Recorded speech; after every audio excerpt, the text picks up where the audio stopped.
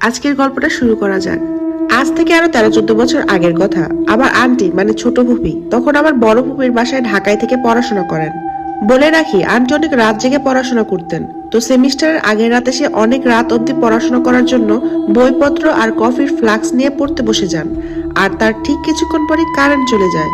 সেদিন পূর্ণিমার রাত থাকায় আন্টি ভাবলো বই নিয়ে বারান্দায় চলে গেলে মন্দ হয় না। যেমন ভাবা তেমন কাজ। আন্টি বই খাতা নিয়ে বারান্দায় চলে গেল, সাথে ছোট্ট একটা টেবিল ল্যাম্প। রাত যত গভীর হচ্ছিল, চাঁদ যেন তত বেশি আলো দিচ্ছিল। চাঁদের আলোয় প্রায় স্পষ্ট চারপাশ, সাথে হালকা বাতাস।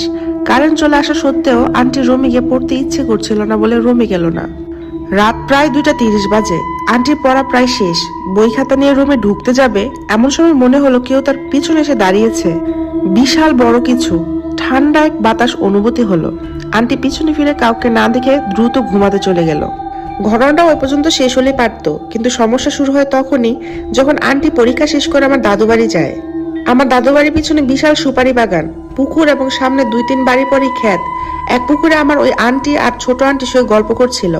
হঠাৎ করে সে অস্বাভাবিক হয়ে উঠে বসে পড়ে এবং চিৎকার করে বলতে থাকে, ওই দেখ, নানা এসেছে আমাকে নিতে, আমি নানার সাথে যাব।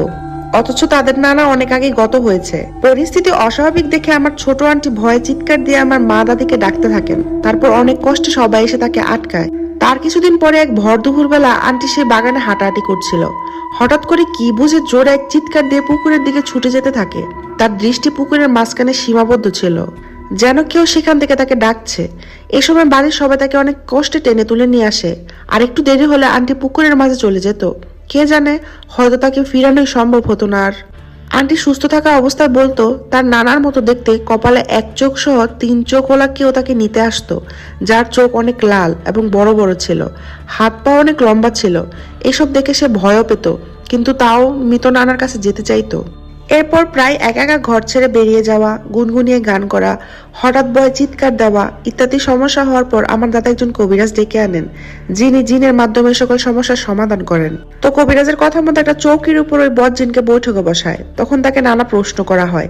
এভাবে আন্টির ক্ষতি করতে চেষ্টা করার কারণ হিসেবে সে বলে, এক পূর্ণিমা রাত্রে বারান্দায় আন্টিকে দেখে সে খুব বিরক্ত হয় এবং পরে যখন সে দেখে আন্টির বাবার বাড়ি এই জায়গায়, তখন সে আরো খুশি হয়, কারণ এখানে তার আরো সাথীর চলাচল রয়েছে। আর সেই তখন থেকে আন্টির পিছু নিয়েছে। কবিরাজ তখন তাকে অনেক মারে, কিন্তু সে ছেড়ে যেতে চায় না।